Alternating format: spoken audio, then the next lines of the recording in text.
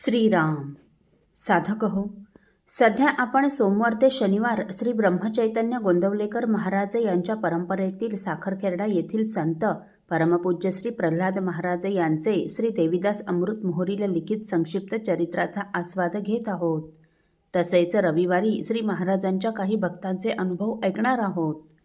श्री रामानंद महाराजांचं चरित्र सन 1963 प्रकाशित झालं. त्यावेळी महाराजांनी ताईंना ते चरित्र दिलं.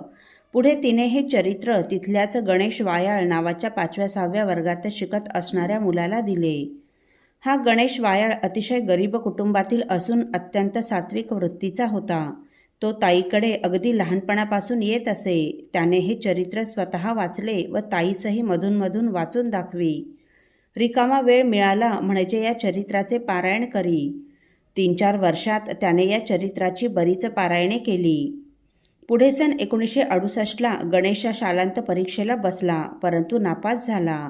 पुढे पुरवणी परीक्षेचा फॉर्म भरण्यासाठी म्हणून हा गंगाखेडला गेला व तेथे गंगेचे स्नान करून थोडा आराम करावा म्हणून रेतीवर आडवा झाला. तेवढ्यात डोळा लागून त्याला स्वप्न पडले व त्यात तू त्वरित साखरखेर्ड्यास जाऊन श्री प्रल्हाद महाराजांचे दर्शन घे असा दृष्टांत झाला. तेव्हा तो परीक्षा देण्याचा विचार सोडून तसाच साखरखेर्ड्यास येण्यास निघाला. जालना मार्गे मेऱ्यास येऊन तेथून पायी चालत साखरखेर्ड्यास आला. तेथे मंदिरात येऊन त्याने श्री रामानंद महाराजांचे दर्शन घेतले. त्यावेळी मंदिरात ग्रंथवाचन सुरू होते व श्री महाराज त्यावर मधून गोड निरूपण करीत होते. भगवद्गीतेतील श्लोकावर श्री महाराज बोलत होते. त्याने खाली बसून दुरूनच श्री महाराजांना नमस्कार केला व श्री महाराजांचे अमृताहूनही मधुर असणारे ते शब्द तो कर्णाद्वारे हृदयात साठवू लागला.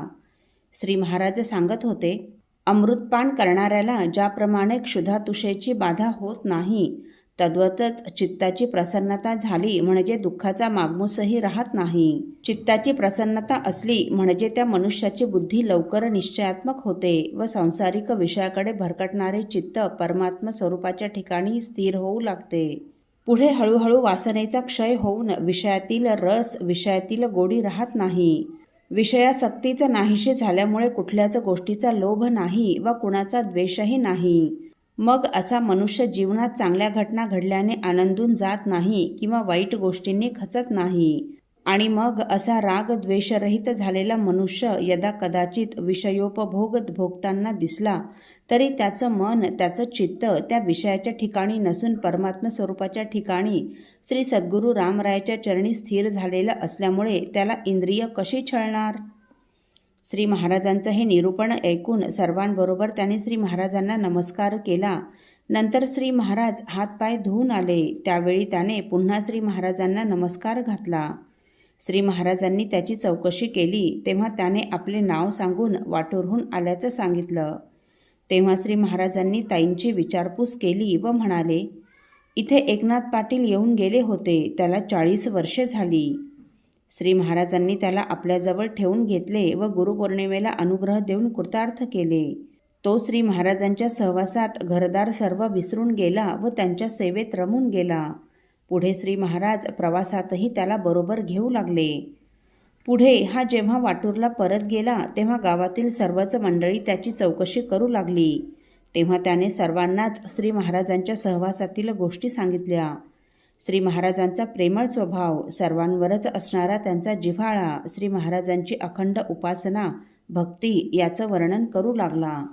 ते ऐकून गावातील अनेकांना आपणही श्री महाराजांचा मंत्र घ्यावा असे वाटू लागले व पुढे अनेकांनी श्री महाराजांकडून नाम घेतले. वाटूरचं सर्व वातावरण राममय होऊन गेलं. अहो, पुढे 1970च्या दासनवमी उत्सवात तर हा वाटूरच्या 15-20 भक्तांना घेऊन वाटूरहून साखरखेर्ड्यास पायी दिंडी घेऊन आला. ते पाहून श्री महाराजांना अत्यंत आनंद झाला. पायी प्रवासाने सर्वच अत्यंत थकून गेले होते, परंतु श्री महाराजांची करुणामय दृष्टी त्यांच्यावर पडली आणि क्षणार्धात त्यांचा सर्व क्षीणभाग नाहीसा झाला.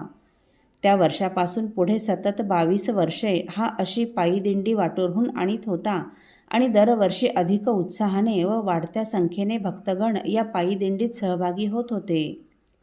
1970 सालच्या गुरुपौर्णिमा उत्सवानंतर रामेश्वर यात्रेचे निश्चित झाले. तेव्हा श्री महाराजांनी रामेश्वर यात्रा निघणार आहे, तेव्हा या यात्रेत तू आमच्यासोबत ये म्हणून त्याला पत्र पाठवले. वाटूरच्या सर्व भक्त मंडळींनी या चातुर्मासात श्री गुरुचरित्राच्या 13 पारायणाच्या श्रवणाचा संकल्प केला होता व त्यांची अर्धी अधिक पारायणेही झाली होती. तेव्हा त्याने श्री महाराजांना आम्ही 13 श्री गुरुचरित्र पारायणाच्या श्रवणाचा संकल्प केला असल्यामुळे मी या यात्रेस येऊ शकत नाही असे पत्राने कळवले. ते पत्र मिळताच श्री महाराजांनी त्याला त्या पत्राच्या उत्तरादाखल पत्र पाठविले. त्यात श्री महाराज लिहितात, बाळ, या पारायणाचे प्रयोजन काय? तर श्री गुरु प्रसन्न व्हावेत, त्यांचा अखंड सहवास घडावा, त्यांचा बोध हृदयात ठसावा, त्यांची निरंतर कृपा व्हावी आणि तोच तुम्हाला पत्र देऊन बोलावतो आहे. अरे, श्री गुरूंच्या चरणसेवेचा योग आपणहून आला असताना तो सोडून श्रवण पठण करीत बसावं का? घरी कामधेनूचं दुभतं असताना तक्रासाठी वनवन भटकावं असंच नाही का होणार हे? अनायासे हाती आलेला परीस सोडून कथिराचा शोध घेत फिरावे, चिंतामणी देऊन गारगोटी विकत घ्यावी, गंगा घरी आली असताना तिची उपेक्षा करून धापजिरा उपसत बसावा, ओठी आलेला अमृत कलश दूर लोटून कांजीसाठी ताटकळत बसावं असंच काहीसं होणार नाही का हे बाळ? यज्ञ, दान, जप, तप, भजन, पूजन, उपासना हे सर्व ज्यासाठी करायचं तो आनंदघन परमात्मा, तो सद्गुरू रामराय प्रत्यक्ष समोर येऊन उभा झाल्यावर त्याचा उपहास करून त्याच्याकडे पाठ फिरवून ध्यान करीत बसल्यासारखं हे होईल ना? आणि पोथी वाचन, पारायण ही जर सकाम करणार असू तर नियम पाळावेत, परंतु निष्काम भक्तीसाठी मात्र अशी बंधने नसतात. आणि सर्व संत साधू महात्म्यांनी निष्काम भक्तीचाच पुरस्कार केला आहे, निष्काम भक्तीच करण्यास सांगितली आहे. शिवदिन केसरी आपल्या एका पदात म्हणतात, सकाम साधन सर्वही सांडा, म्हणजे सकाम भक्ती करू नये. तेव्हा यात्रेला निघण्यापूर्वी होतील तेवढी पारायणे करावीत व उरलेली पारायणे यात्रेहून परत आल्यावर करावीत. आणि पैशाचं म्हणशील तर केवळ 35 रुपये घेऊन तू इथे यावं. हे पत्र वाचून व श्री महाराजांचं प्रेम पाहून त्याला गहिवरून आलं, अंगावर रोमांच उभं झालं. हे पत्र त्याने आईवडिलांना वाचून दाखवलं तेव्हा त्यांनी 25 रुपये व ताईंनी 10 रुपये दिले व हे पैसे घेऊन तो श्री महाराजांकडे आला. श्री महाराज दिसताच त्यांच्या चरणावर पडून अपराधाची क्षमा मागितली. श्री महाराजांबरोबर त्याची रामेश्वर यात्रा सांग झाली. पुढे 1974 श्री महाराजांबरोबर त्याला त्रिधाम यात्राही घडली. असो, साधक हो, परमपूज्य श्री प्रल्हाद महाराज व परमपूज्य श्री मनोहरनाथ महाराज यांची भेट आपण पुढील भागात ऐकणार आहोत. श्रीराम समर्थ. आपल्यातील कोणा श्रींच्या भक्तांना श्रींचे काही अनुभव आले असतील तर कृपया आपण मला ते 9422843253 अथवा सुनील दादांच्या 9892608401 या व्हॉट्सअप नंबरवर कळवावेत अशी नम्र विनंती. श्रीराम समर्थ.